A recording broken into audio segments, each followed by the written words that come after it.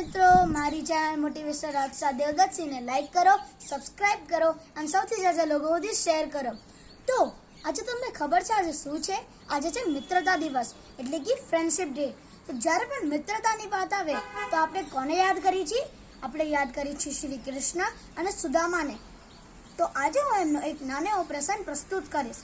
તો એ બહુ જ સમય પહેલાની વાત છે, જ્યારે શ્રી કૃષ્ણ દ્વારકાના રાજા હતા। ત્યારે સુદામાની પરિસ્થિતિ એટલી ગરીબ હતી કે પહેલા તો એ જ ભૂખ્યા રહેતા હતા, હવે તેમના બાળકોને પણ ખાવાનું નહોતું મળતું। તો એક દિવસ એમના પત્નીએ એમને કહ્યું કે તમે શ્રી કૃષ્ણ રાજાને કેમ નથી મળતા? એ તો તમારા મિત્ર છે ને, નતારથી દ્વારકાના રાજા છે। તો એ એની વાત માનીને ચાલવા માંડ્યા। પણ જ્યારે એ ચાલવા માંડ્યા તો એમના મનમાં એક વિચાર આવ્યો કે એના માટે હું શું લઈ જાઉં? હું આટલા સમય પછી તો જાઉં છું, તો શું લઈ જાઉં? તેના પત્નીએ એક પોટલીમાં થોડા અમથા ચાવલ અને એક પૌવા ભરીને આપ્યા અને એ લઈને ચાલી પડ્યા। જ્યારે એ દ્વારકાના દ્વાર પાસે પહોંચ્યા તો એમને દ્વારપાળને કીધું, શ્રી કૃષ્ણને કહો એમનો સાચો મિત્ર સુદામા આવ્યો છે। ત્યારે દ્વારપાળ તો પહેલાં બહુ જ હસી પડ્યા। પછી એમને જેને કીધું ત્યારે તો શ્રી કૃષ્ણ ખુલ્લા પગે ભાગીને એમને ગલે લાગી ગયા।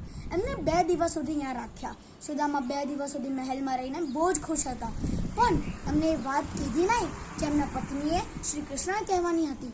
તો પણ એ 2 દિવસ સુધી રહ્યા અને પછી શાંતિથી મનથી એ ચાલવા માંડ્યા।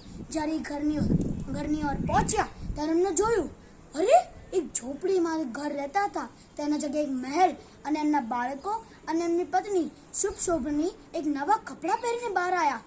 ત્યારે એમને યાદ કર્યું કે શ્રી કૃષ્ણ તમારા સાચા મિત્ર છો અને એમને મનમાં એક લાખ શુક્રિયા કર્યો એમને અને એના સાથે તે મિત્ર બનાવો તો શ્રી કૃષ્ણ જેવા બનાવો। કોઈ દી પણ એમને એવું ના હોય, શ્રી કૃષ્ણને એવું નહોતું કે ગરીબ છે અમીર છે, જે મિત્ર હશે એ હંમેશા તમને સાચી રીતે અપનાવશે। તો હેપી ફ્રેન્ડશિપ ડે, જય માતાજી।